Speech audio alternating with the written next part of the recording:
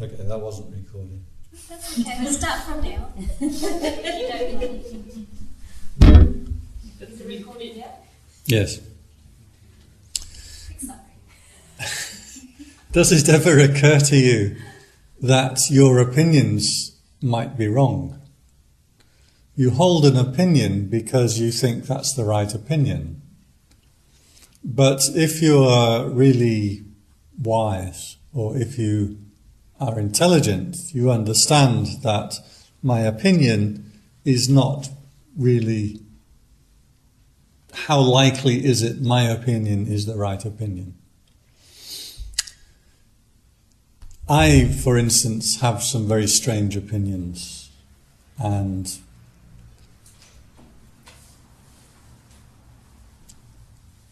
for example, I think there are no black holes.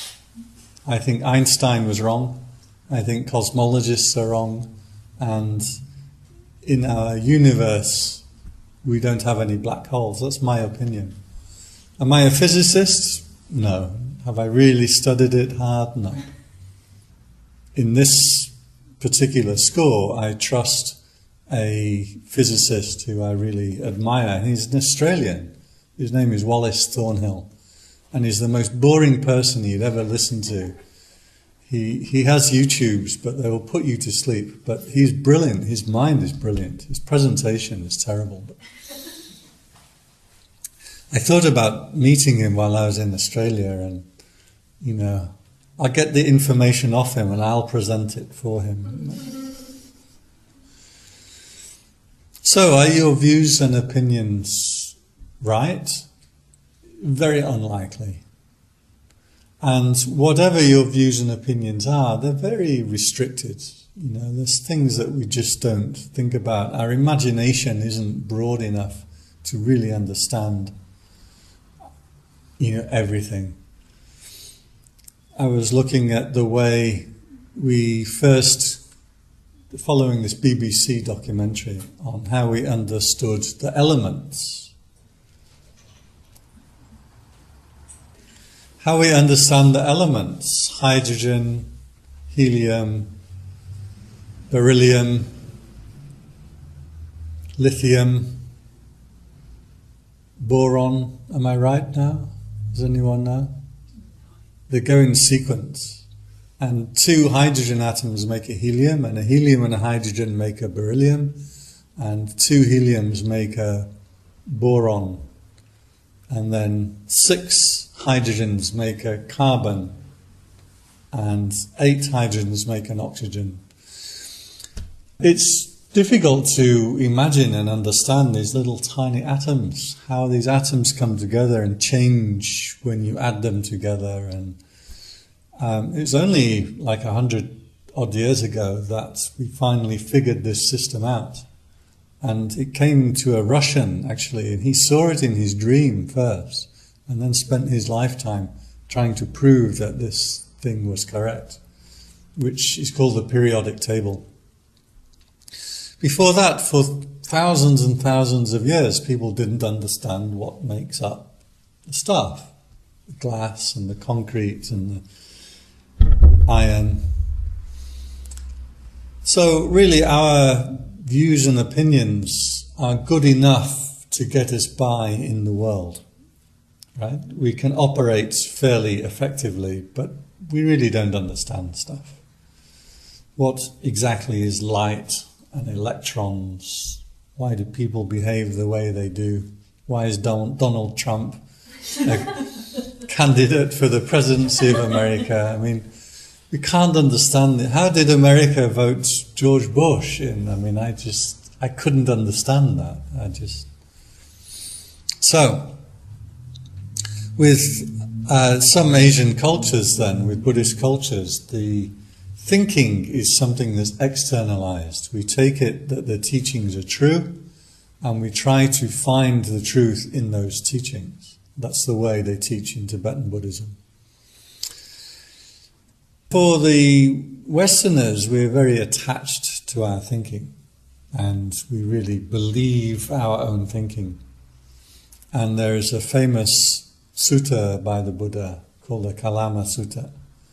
And he tells people, he says, don't believe in things because of logic, don't believe in things because of deduction, don't believe in things because of faith, don't believe in things because your teacher has told you, don't believe in things because of the tradition.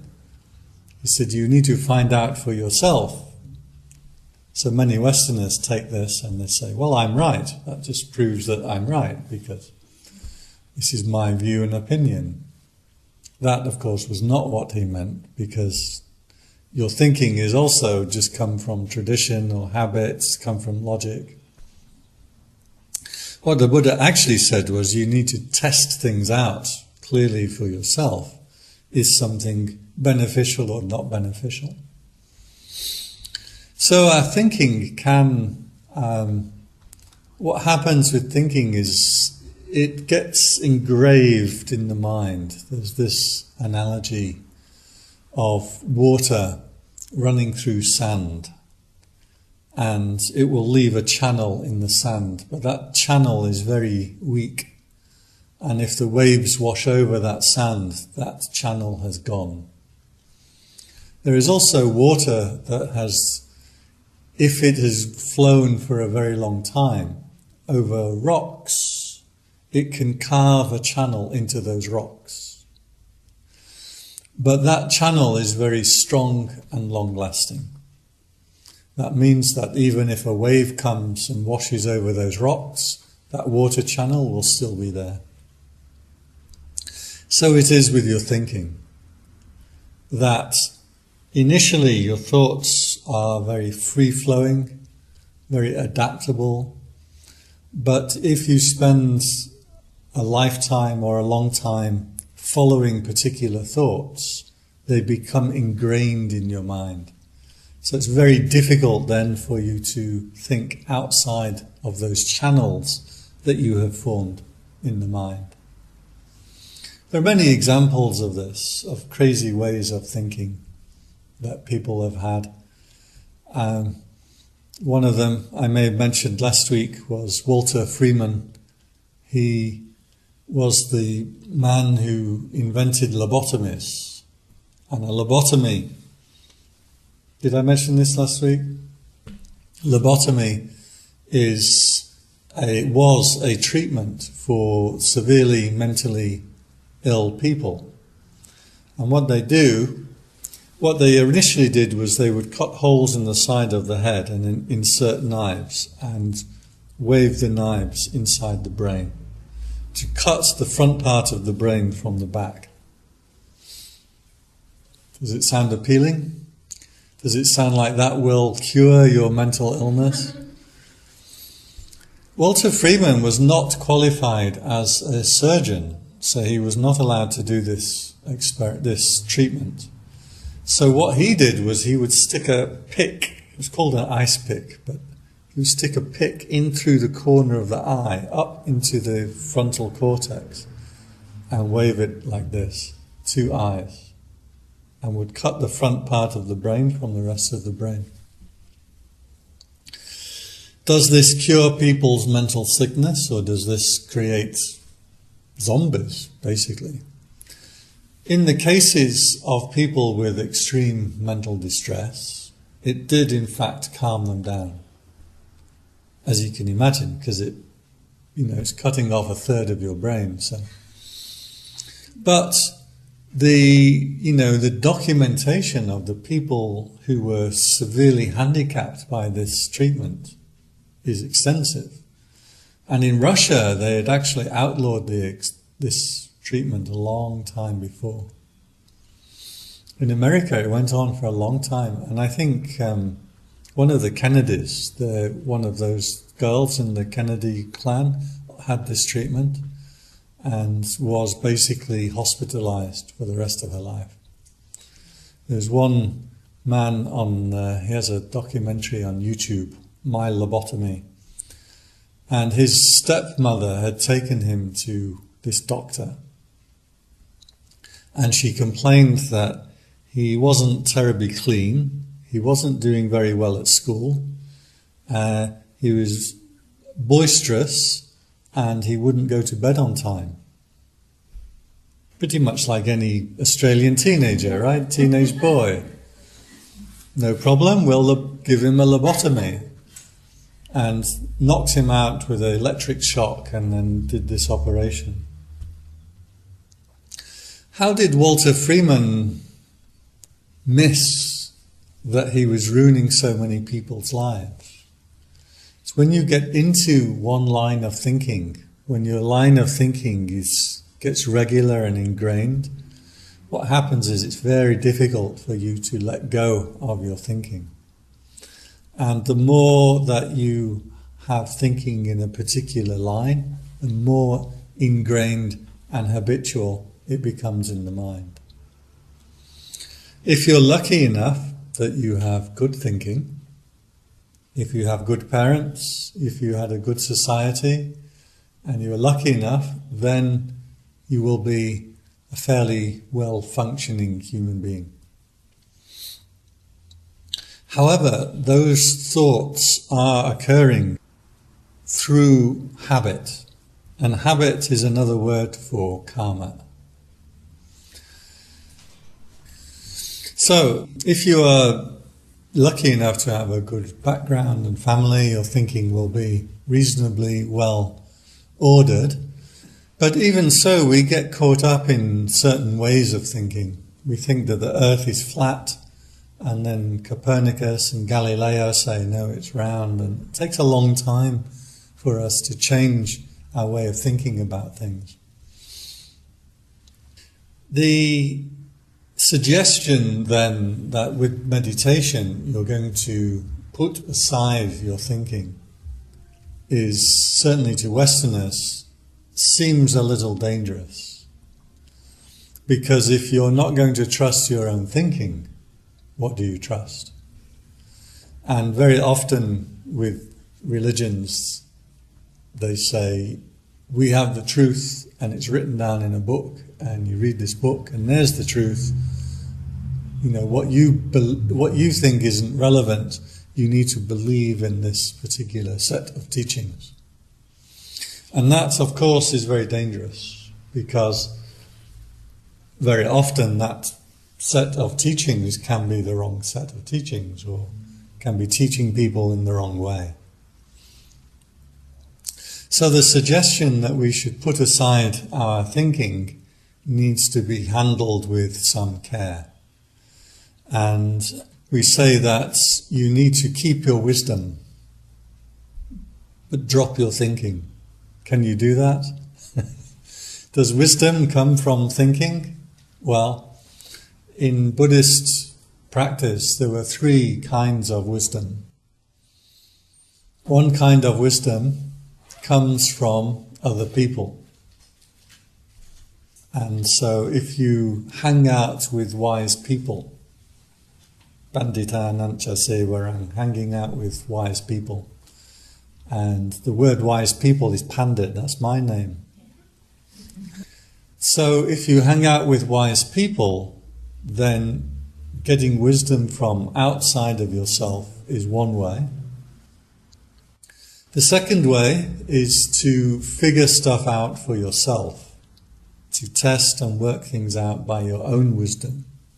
Sutta Maya Panya is the working things out by your own deduction. So you test things. Is it sensible? Is it right? Is it not right? But the higher form of wisdom is the wisdom that comes from practice. And the word is bhavana, and bhava means to become. So if you can become something, then you gain a wisdom through understanding that thing. So the things that we practice bhavana, bhavana can also mean development, is the usual translation. So there are certain things certain states that you can enter into and try, which get the wisdom through bhavana, through being that particular state. So for example, if you practice metta, since we're in the metta center, I can tell you loving kindness is a very good state of mind. If you have loving kindness, you will have nice dreams at night. You will wake up refreshed in the morning. People will like you. That's wisdom coming from the outside.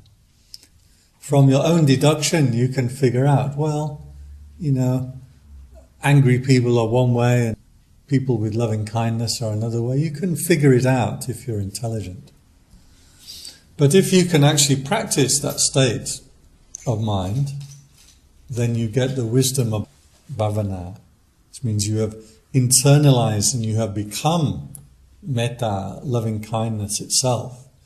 Then you have felt it and known it. To become something, you have to put aside the thinking and enter into that state. Then you get the wisdom from knowing it. You grok it. Does anyone know the word grok? No? Okay. You don't need to know that word. Comes from a famous book. So, to practice the bhavana, to enter into these particular states, there are certain states of mind that are useful. Now, this is not something that most people get taught. And I was kind of frustrated when I was learning these things and doing this practice. Because I wish somebody had told me when I was at school. The system works like this. If you call a particular state of mind into your being, and you acknowledge it, and you know it, and you appreciate it, and you deliberately try to sit there and be it, that state of mind will become easier to arise in your being. This is straightforward psychodynamics. So, for example, compassion. Do you have enough compassion? Well, I feed the cat and I pay my taxes. I do the right things. Okay, we can acknowledge that compassion is a good state to have and to be in. But what are you doing to make yourself more compassionate? For most people, we don't really do anything. We have a vague ideal, I want to be a compassionate person. So long as, nobody's annoying me and nothing's going wrong, I want to, I'm fairly compassionate. But actually I spend 99% of my time thinking about things that I want. So if you stop in the meditation and you call that state of mind up, use the imagination, call up compassion or metta or kindness or emptiness, and you call up these particular states of mind. What happens then is those states of mind are easier to re-arise. So loving kindness, I'm a fairly kindly person. I don't know if I'm loving, but I think of myself as reasonably good.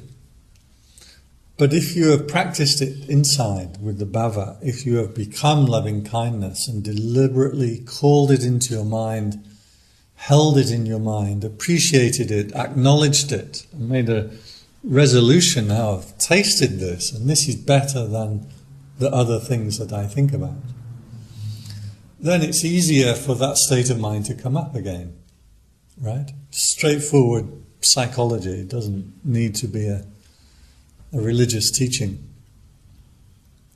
So, one of the things that we are doing is, rather than thinking about things, we want to train the mind into wholesome states of mind. So you keep your wisdom about you. The states of mind that you call up and practice, you need to test them out and try them. Is this a good state? But for most people, they spend their time thinking about stuff. And sometimes I get the overnight bus in Thailand, and as soon as you get on the bus, people either put on their headphones, start listening to something, they chat with each other, Or if they've got nothing to listen to and nobody to talk to, they fall asleep.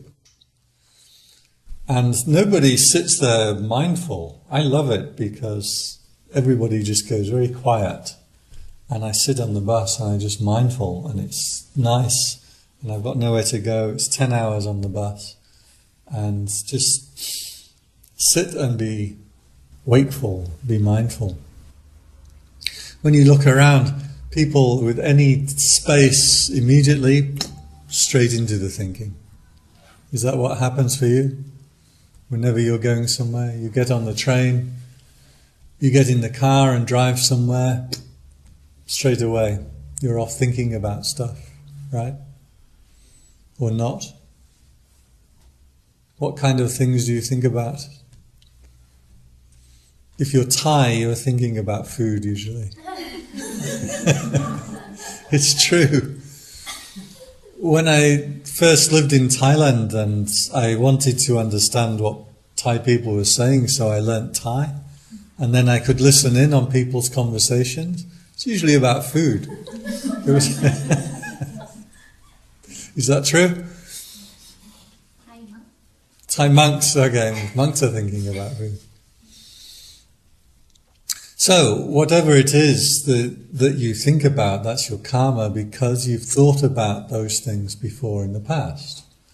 When a thought occurs to you, you have a certain attraction to that topic and to that thought, and so you start thinking about it.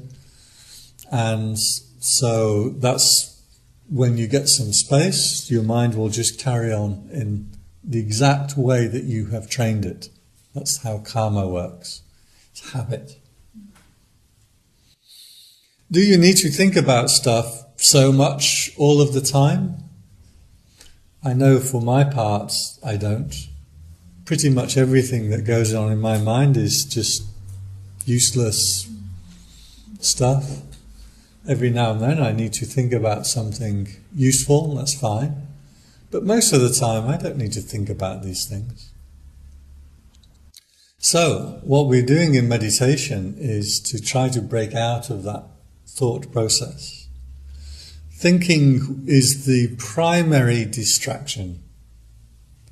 So if you do your meditation and you want to follow the breathing, you breathe in, you breathe out, you breathe in, you breathe out, your subconscious says, I've got it.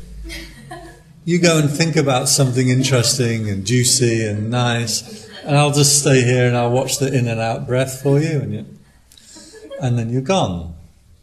Isn't that the experience usually?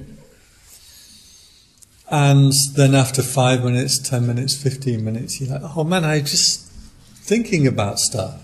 I've forgotten about my breath. Come back, breathe in, breathe out.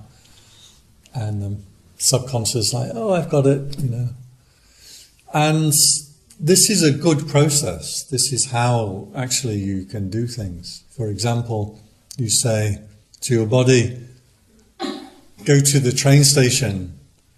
And if you watch mindfully, you feel your body get up and you feel your feet move, and it's like a puppet. Thunderbird's puppet, you ever see Thunderbirds?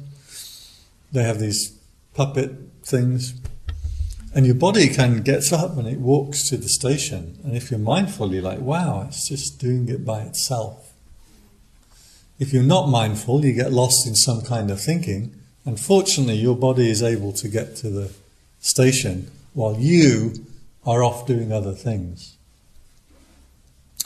So this is how the body and the mind work, that your subconscious will handle any repetitive things for you so that your conscious doesn't need to get involved. And only when something goes wrong does your conscious mind get involved. For example, you're walking down the streets here, you say go to the station and off you go. But if you're in Bangkok, you say go to the station, but 5 seconds later you've fallen down a hole, you've tripped over something, your head has banged something, because it's like booby traps along the road in Thai roads. So in Thailand, actually, you have to be careful where your feet are going, and you have to be careful You see, I'm taller than the average Thai.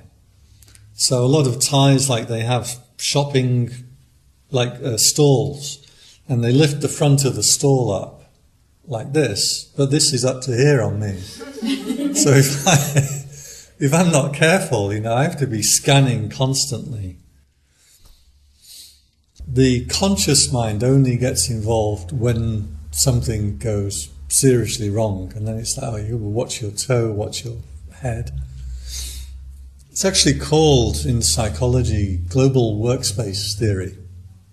And the idea is you have like an arena where the conscious mind deals with things. It's like the CEO of the business, but the CEO doesn't need to worry about all the details in the business. The CEO only makes important executive decisions. Everything else is handled by the managers and the sub-managers and the workers, hopefully. So, this is the way that the mind works. It only gets, the conscious attention only gets called up if it's needed. The rest of the time it can be off thinking about other things. Meanwhile, somehow your body has managed to drive the car or walk to a bus station or do whatever job it is that you're doing. This thinking then, and pretty much all of the distraction where the mind will go when it's distracted is into thinking. Sometimes you may feel it in meditation that a sound arises and your mind goes out to the sound. Somebody coming in and going out, they come in late. Well, your mind has gone out to the sound. Sometimes your attention will go to feelings in the body. Physical feelings, usually unpleasant. Physical feelings, and you're trying to meditate. Oh, my knee, it's stopping me. If only my knee didn't hurt, then I could meditate. And then the next time you sit, your knee doesn't hurt and you fall asleep. The primary things that will distract you is number 1, thinking, number 2, the sounds, and number 3, the body. Sometimes tastes can attract your attention. Sometimes visions can attract your attention. But for most people, it's thinking. To keep your mind on the meditation object, you have to withdraw from that thinking. Bring the attention back home. And there are various ways to do this. But the initial experience that most people have, when you withdraw the mind back from the thinking, come back to the meditation, is you experience the thinking in a different way. Normally, when you are thinking, this is me thinking my thoughts, my views, and it's all good. Most people think their thinking is good and right.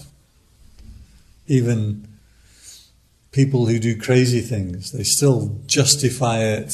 People fly planes into twin towers and think they're going to go to a heavenly realm for doing so. Thinking can get you into all kinds of trouble. As you do the meditation, then you take a step back from the thinking and you experience your thoughts as something that afflict you, as something that bothers you.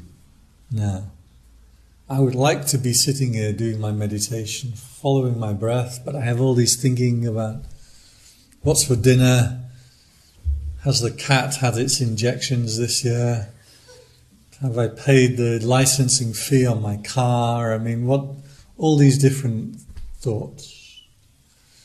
For many people, a lot of your thoughts are about your relationships with your husbands or wives or your children. Thoughts, relationships take up a lot of your thoughts. Thinking about your relationships, your thoughts will usually go according to conversations, and you run through conversations in your head. Do you have this? Sometimes you sit there and you think about yourself talking to somebody. Do you ever notice that in that scenario, if you look carefully, you are doing all the talking, and that other person is head down, accepting the truth and the greatness of everything that you say and agreeing with you and understanding you perfectly. Did that ever happen in real life? Did you get more than a sentence out before they're arguing with you and disagreeing with you? So when you take a step back from the thinking, you start to see the thoughts not as this is me, my thoughts, my views, my opinions. You see it as almost like a voice that's just barraging you. And you think about this, and it reminds you of this, reminds you of this, and the thinking is... I call it the mind like a weed whacker. Do you know what weed whackers are? Because you didn't react when I said weed whacker. When people are cutting the grass and they have those little two-stroke motor with a long stick, and on the end it has a spinning wire, and they cut the grass, that's a weed whacker. And my mind goes like a weed whacker. So when you take a step out of the thinking, your relationship to it has changed. Because now you are experiencing the thought not as a thinker, but as something that is affecting you. You've taken a step back from it. And your relationship to it has changed. It's like you remember yourself, and now you're seeing these thoughts being played out in front of you. I call it breaking the fourth wall of thinking. I don't know if any of you have done any acting or stage work, theatre. When you have theatre, you have a stage and you have the characters playing out a scenario and a story on the stage. And on the stage there are 3 walls, right? And that's where you can see the activity. If the story is absorbing, you will be completely caught up in that activity and completely overlook the fact that that 4th wall is missing, that you're only seeing 3 walls and the actors on the stage. And occasionally, on a play, the actor will turn around and look at the audience and say something about the audience, like, "Oh, did you think that was funny?" And if they do this well, this will send a ripple of shock through the audience. It will be like, "Oh," because they're so caught up in the story that didn't include them. And now suddenly they're reminded, and this ripple will go through the audience, and they'll look at each other and they'll giggle or laugh nervously. In theatre, it's called breaking the 4th wall. You can do it in movies too, but sometimes when the actors are doing something and suddenly they look into the camera like this and you feel a bit like they weren't supposed to do that. The camera is supposed to be as if nothing was there. So this is what happens with the breaking the 4th wall of the thinking, is when you are practicing as a meditator, the thinking that is this great story that you were caught up with, suddenly you're like, "Oh, I've remembered myself, and this story is playing out, and it's kind of annoying. It's not necessary, or it's drawing me down into the wrong kinds of thinking. It's creating desire, it's creating greed, it's creating aversion, it's creating delusion." If you stop and look at most of your thinking, it's not so great. Then you get the question, well, what kind of things should I put my attention onto? So earlier I was saying that if you practice wisdom by bhava, it means putting your mind onto something that's worthwhile. So you can say, okay, all this thinking that I have. Give you an example. I was walking up Canada Bay a few days ago when it was really windy. The wind was very strong and it was quite cold, and the wind is not designed for people in robes. And it was very unpleasant and very awkward. And fortunately, I think it's the mailmen. Did they throw their elastic bands on the floor? Because if you look, you often find elastic bands on the ground. And I remembered this in England. And as my robes were flying everywhere, I thought, I wonder if Australian mailmen throw elastic bands on the ground. And I kept my eyes down. And within 5 minutes, I found some elastic bands. And I managed to tie my robes up with these elastic bands.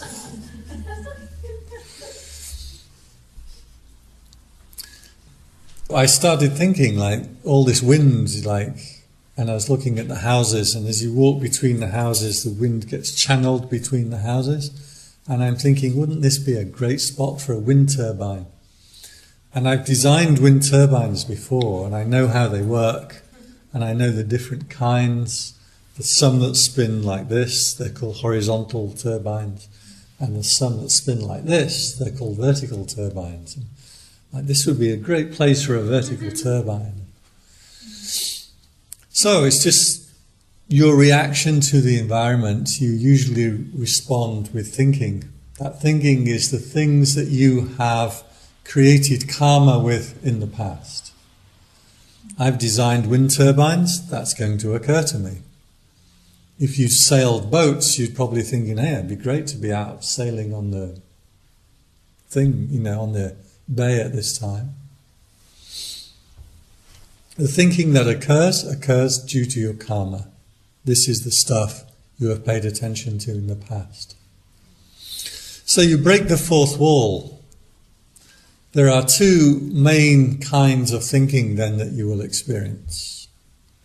And these are called sasankarikang and asasankarikang. And this means prompted and unprompted. You could also translate it as directed and non-directed.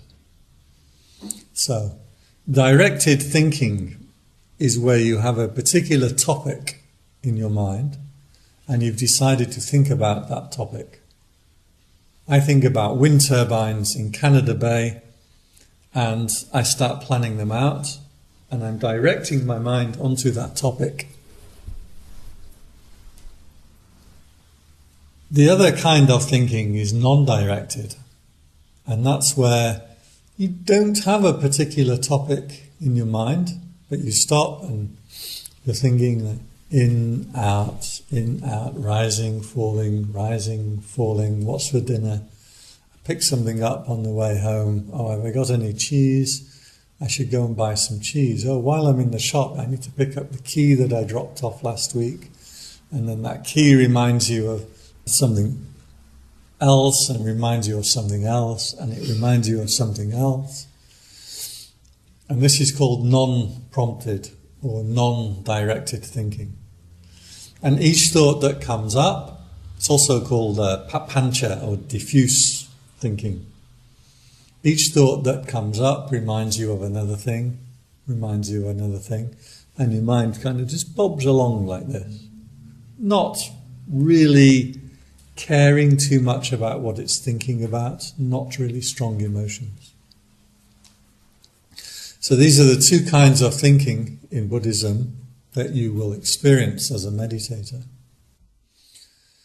The first kind of thinking, directed thinking, also it's called vitakka vichara. And this word vitakka vichara means to throw your mind onto something, as an action of throwing or directing. So, for example, we'll look at the baby Buddha here. And you look at it, what immediately jumps out into your mind? Oh, a baby Buddha. You might be thinking, Gangnam style. Walk like an Egyptian and go to like Gangnam style. Your perception of it will jump out. But that perception that's jumped out of the statue is very unstable. And if you are to keep your mind on this thing, you're going to have to direct your attention to certain aspects. Because you can't just look at it and keep it there in your mind. You can try. Within seconds, you're going to you can't just think of that one statue, you're going to start breaking it down. What about the curls on its head? Why are his earlobes very long? There's a story about the earlobes. If you want, I'll tell you after. Why is he pointing his fingers up and down? Should I put the water on him? What's the tradition? Where does it come from? You're going to have to start thinking about it, right? Because you can't hold it in your mind for very long. So that is the real meaning of the term impermanence. And the Buddha taught impermanence. It doesn't mean that the latest Australian political party to take over the government is impermanent. It doesn't mean that the building that you have put up is impermanent and after 50 years, 80 years, they're going to knock down this building. That kind of impermanence you can see clearly. That's not wise. Anybody can see that. But the impermanence of a perception, that any perception you bring into your mind, within seconds, that's going to change. You can't hold anything in your mind for very long without starting to think about features of it. When you think about the features of it, take this for an example, but it could be anything. What you are doing is you're throwing your mind back onto the statue. Well, what's it made of? What's he doing? How's he dressed? Have I seen these before? And that's what thinking is. Thinking has that action of throwing your attention back onto a perception because all your perceptions are unstable. The Buddha's own teaching, he said, all things are impermanent. For this body that you have, it lasts 50 years or 100 years. The teeth turn yellow and fall out. The skin wrinkles up. The back becomes crooked as a roof rafter. I love that. These days our roofs are pretty good, but you can imagine, He said, so it's easy for you to see that the body is impermanent and that you are impermanent. He said, but to see that the mind is impermanent is very difficult. And most people don't see that. So this is what he's talking about. A particular perception arises. The only way you can keep that perception in your mind is to keep throwing your attention back onto it. And that's the action of thinking. If you don't think about it or throw your attention back onto it, it's going to vanish. So, vitakka vichara has the action of throwing your mind back onto something. When you throw your mind back onto something, the other interesting thing that happens is you recreate the emotions of that thing. You treat it as if it is real and in front of you. And this is called resentimenting. Resentimenting. So sentiment means your emotion or your feeling, and to re-sentiment means to re-emotionalize a particular thing. This is what you would know as the word resentment. But resentment is re-sentimenting. So, something occurs to you, usually something from your past. Depends on your character type. I have this example, oh God, how long ago? 25 years ago. Somebody stole £500 off me. And we know who it was. He was the only person in the building. There was nothing that I could do about it. I shouldn't have left the money in my room. I can call that up into my mind And right now I'm thinking, well, it just happened 25 years ago. Throw my mind back onto it. I know who it was that took that money. Throw my mind back onto it. I wonder if we'd searched his room a bit better, we could have got this, and throw my mind back onto it. I should have got some of my friends to go around and give them a good beating, and then would have got my money, throwing my mind back onto it. I shouldn't have put that money in my room, I should have put it into the bank.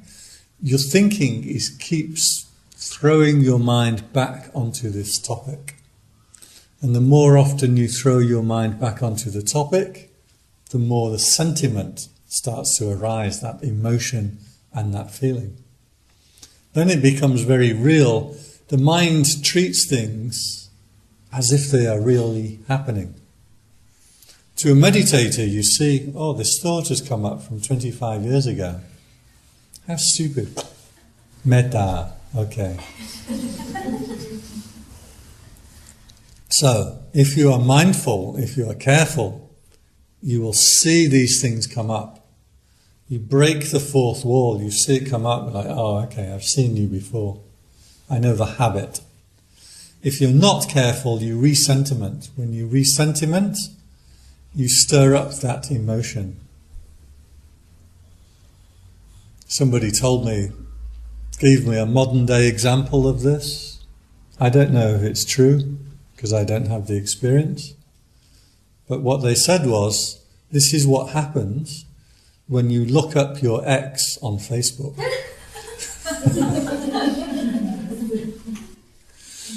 And then you start, because they've gone out of your mind. You're doing your thing, you're doing your job, you go to work, you come home, and then you see them and like, what are they doing? Who are they with?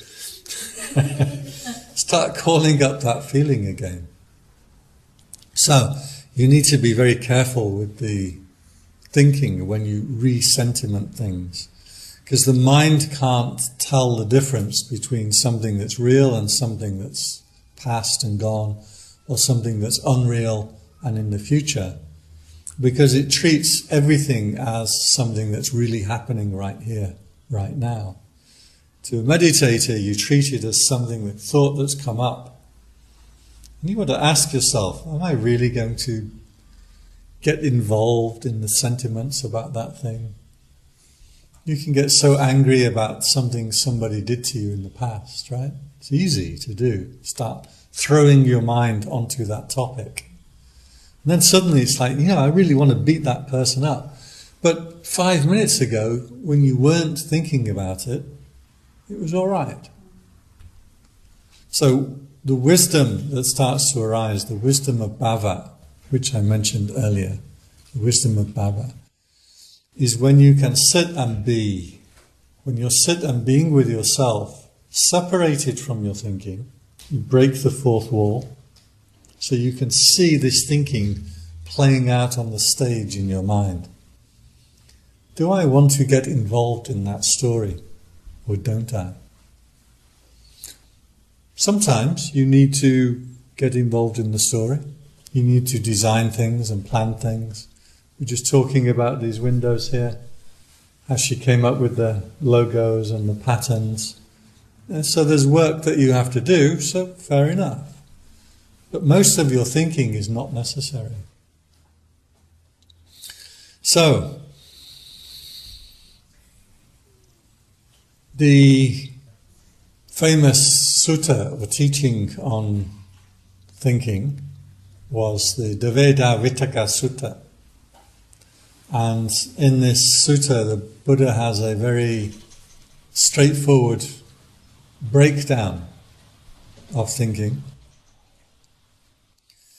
And what he says is, it occurred to him in his own practice, there are two kinds of thinking. There is thinking that is wholesome and thinking that is unwholesome. He says to himself, unwholesome thinking, what would that include? That would include thoughts of greed, thoughts of hatefulness, and thoughts of cruelty. greed being kama, vitaka. Vitaka is this word of throwing your mind. Kama is greed or sense desire. Kama vitaka, payabhata or vayabhata, which is hatefulness, ill will, or malice. And the other one, cruelty, is hingsa. Now you might know this word hingsa. Gandhi had a teaching about hingsa, non-violence, which he called ahimsa. So he said, if you put your mind onto things that are any of these kind of unwholesome thinking, that will be afflicting you, it will be afflicting other people, and it will block wisdom. So, he said, when this occurred to me, I cut all of the unwholesome thinking.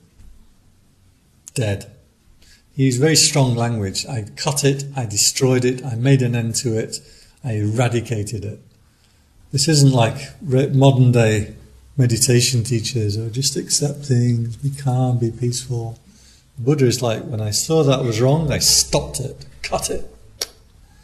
Very Indian. This is the way Indians do things. I wish it was that easy, you know. I see unwholesome thinking in my mind and I get angry at things and I can't stop, you know. The other kind of thinking is the opposite. And by the way, if you know the Eightfold Path, the second clause of the Eightfold Path, first one, right view, second one, right thinking. This is the sutta that says what is right thinking or right intention. On the opposite side of greed, you have opposite to greed, generosity. You could say generosity. In this particular sutta, he says renunciation. It's not, greed is trying to get stuff, and renunciation is trying to get rid of stuff. This is what we monks practice. You know, people give us such junk, give us so many things that we can't use. And in Thailand, they give you yellow buckets. I don't know if you've seen that. But I don't know where this idea came from, but outside all Thai temples, you'll see shops with yellow buckets filled with things, and you go and buy a yellow bucket and give it to a monk. That's the tradition. So we have like mountains of these yellow buckets everywhere. And if any of you are ever doing some gardening and you're in need of a yellow bucket, just come and ask me. And in the yellow buckets they have things, stuff. Usually it's kind of stuff that is a bottle of water, a toilet roll, a little bag of rice. But often they have boxes of things like paracetamol. And the Thai idea is if you give medicines, it means that your karma will stop you from being sick. If you give water, it means your karma will mean you won't be in a drought. If you give food, your karma means I won't be without food. So they have this relationship of what you give. Toilet roll. It means you won't get a cold.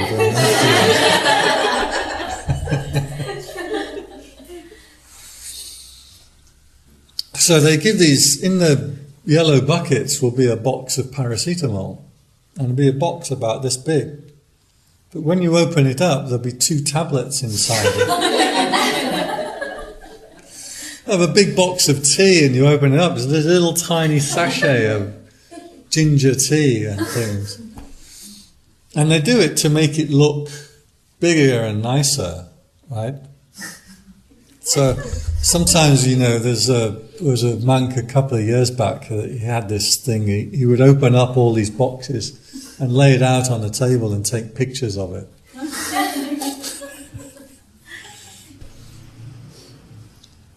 People give us these things and, we have to just try and get rid of them. People give me robes, like all these mountains and mountains of robes. And,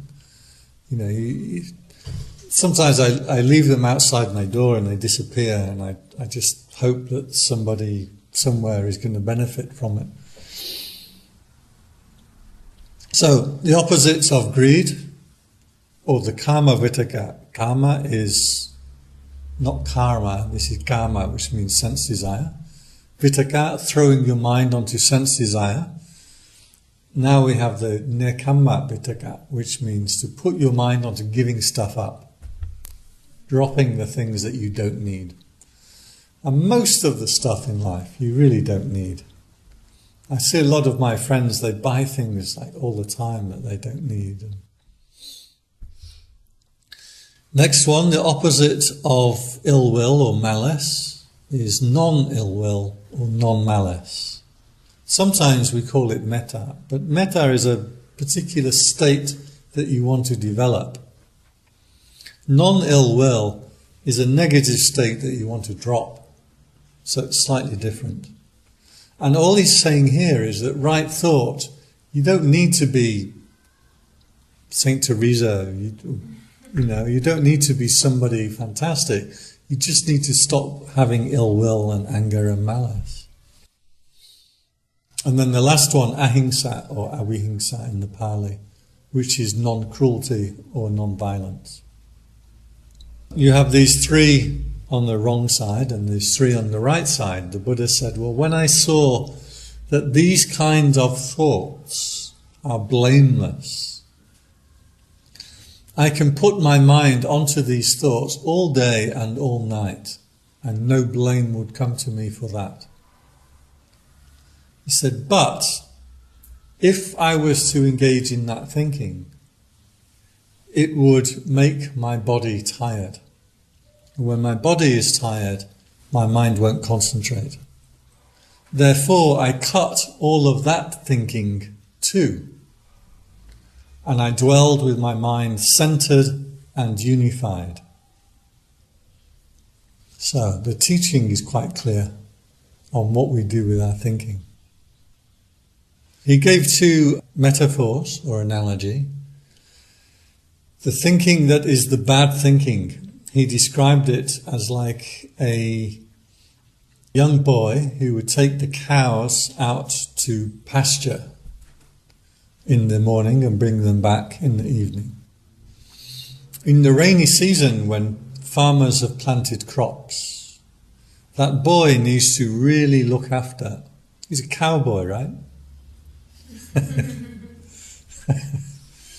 He needs to really look after those cows, because if they wander onto the crops, the farmers are going to come and blame him or beat him.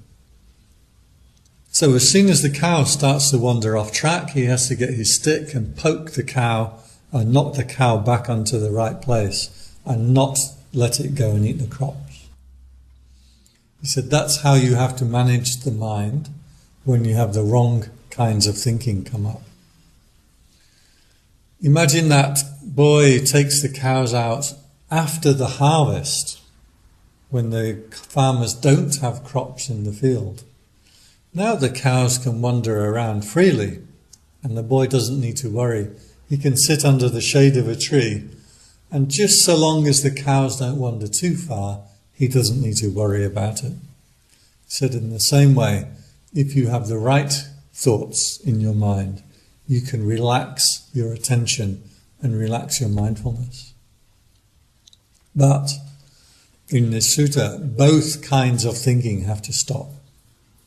So, as I wrap up, the question that I ask is, what is the mind like when it's not thinking? We've already discussed breaking the fourth wall, that you can see the thinking. But there is a certain time when all those thoughts stop and it goes quiet. What are you left with then? First of all, the thing that you're left with is, it's a bit boring here, right? That thought is another thought. And usually we don't experience things, we experience our thoughts about things. When you're eating some food that you really like, you say, God, that's good. Like, man, what's the cheese on that? You're experiencing your thoughts about the thing that you're doing. To a meditator, we start to get used to just experiencing the thing itself, not the thoughts about it. So mindful eating, you just get mindful of eating, not thinking about it. Right? Mindful walking, you just bring your attention to walking down the street or doing your walking meditation and not thinking about the walking meditation. So, at certain times, then the mind will stop, thoughts stop. You can start to experience the things that you are doing directly. But even those things require conscious attention, and after a while the conscious attention returns home. Then you have what we call awareness of awareness. The mind becomes very bright. We were talking about light meditation. Now the mind becomes bright by itself. Very bright, very still, very happy.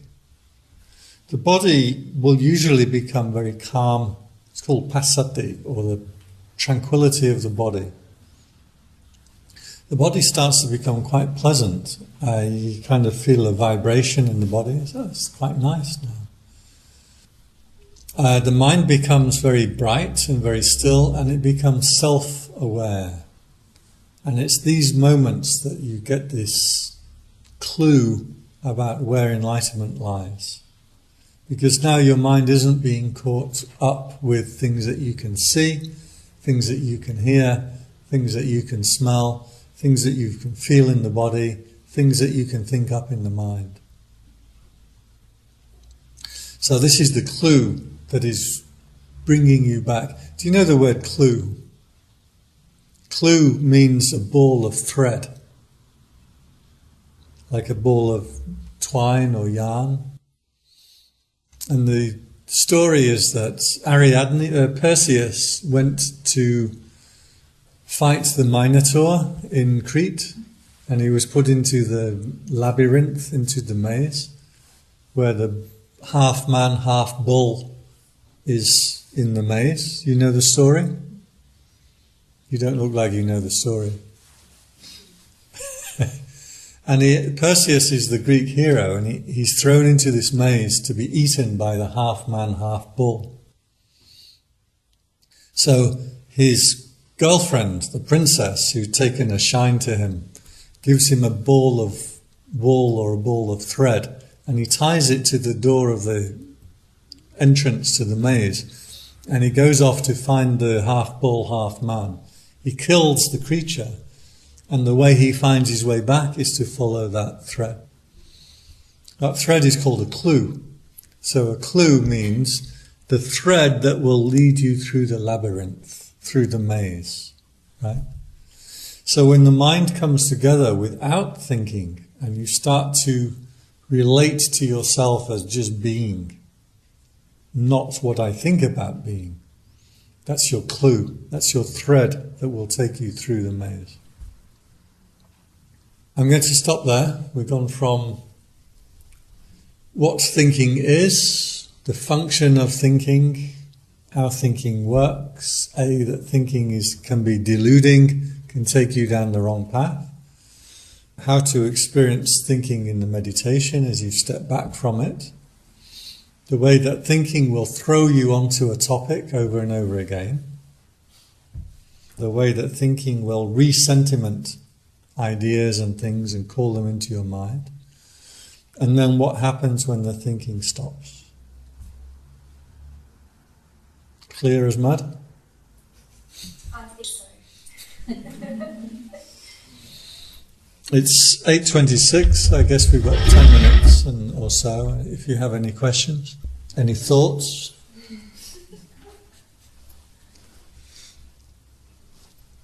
So what's the best thing to give a monk?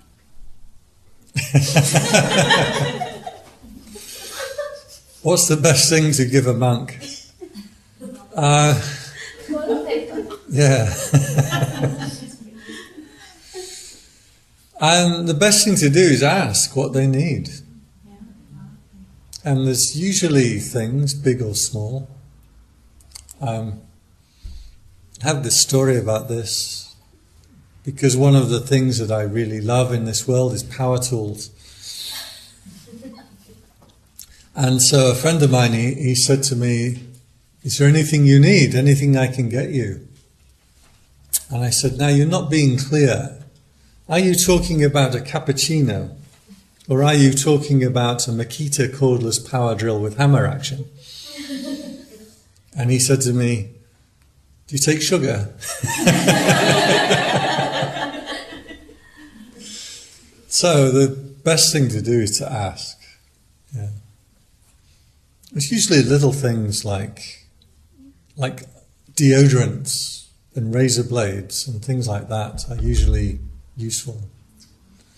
But people bring things, like they give you a meditation center and they say, give you a building, and that's very generous, but then you have to look after it and clean it and maintain it and operate it, and you have to get people to come. And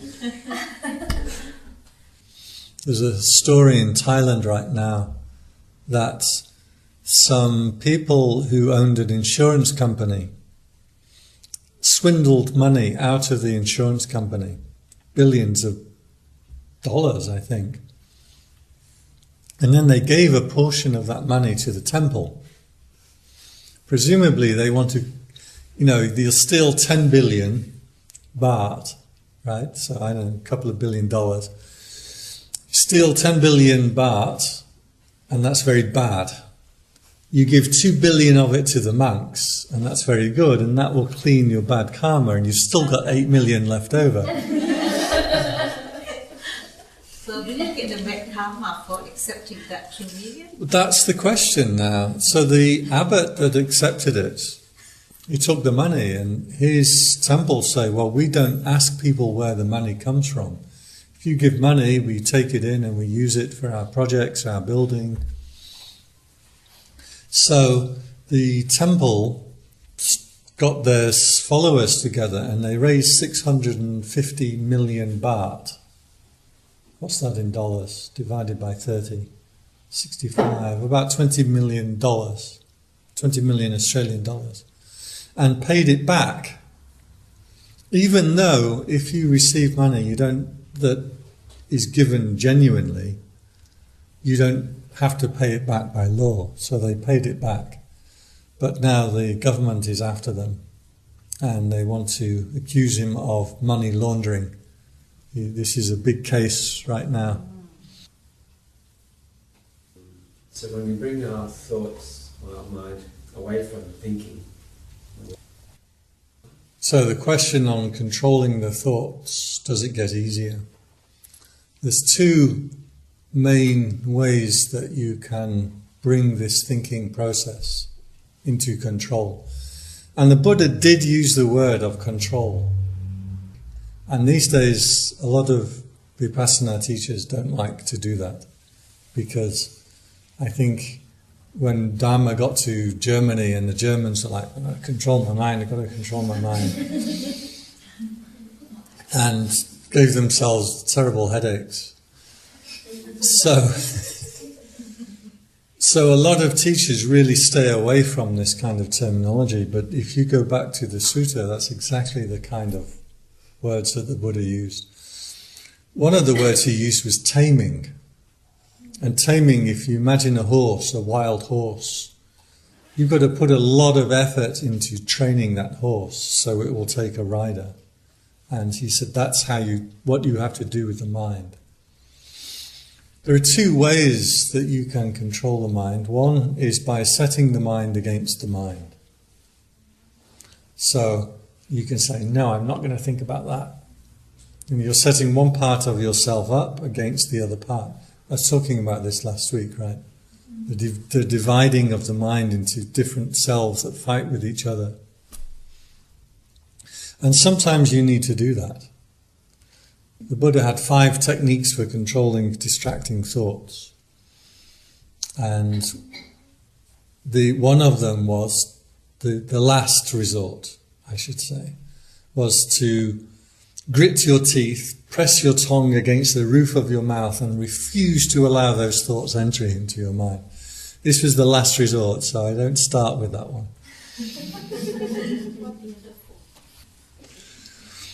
So the other way to control, one way is to set forth a determination, and it's called adhitthana, or resolution. For example, monks' vows and monks' rules are a set of resolution and adhitthana. You're setting up a determination to set yourself against yourself and discipline yourself. The other way is to allow wisdom to do the work.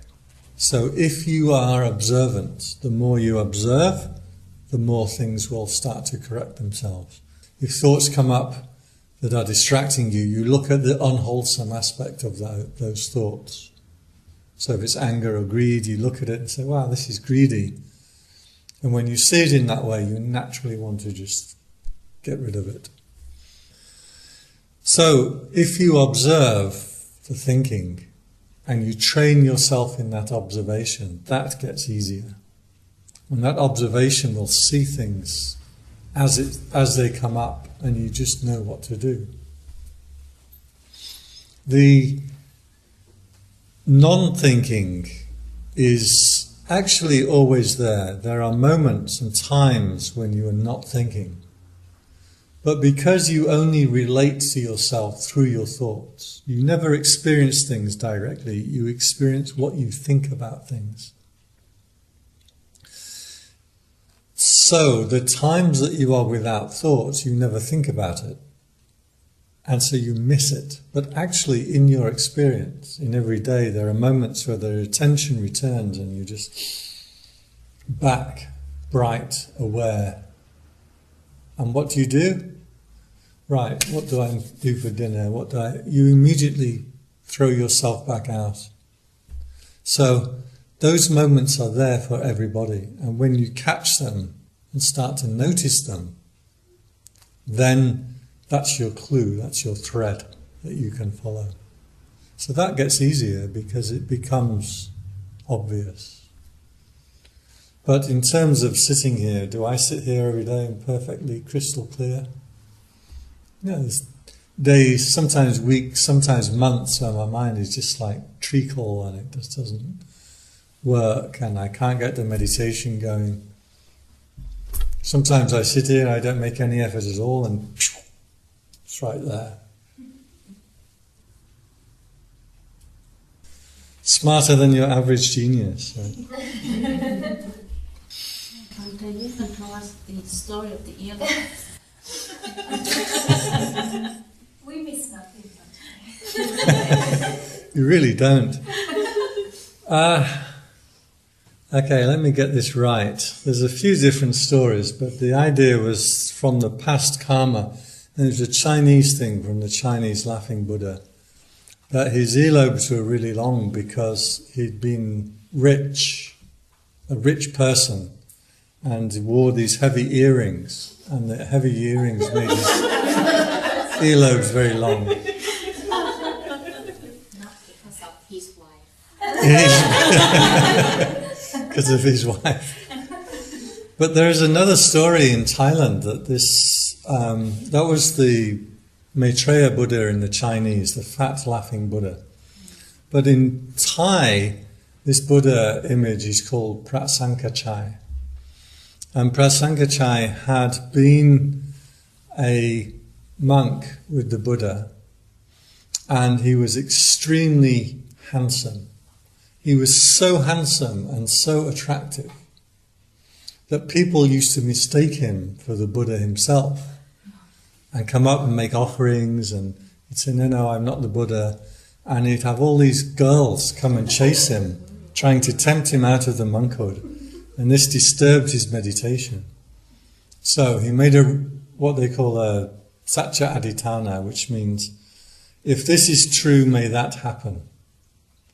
So he made this satya adhitthana. He said, well, if I have good practice in the past I have the capacity to become enlightened. May I become big and fat and ugly. May my earlobes come down. May my stomach stick out. May my breath smell. And may my teeth turn yellow.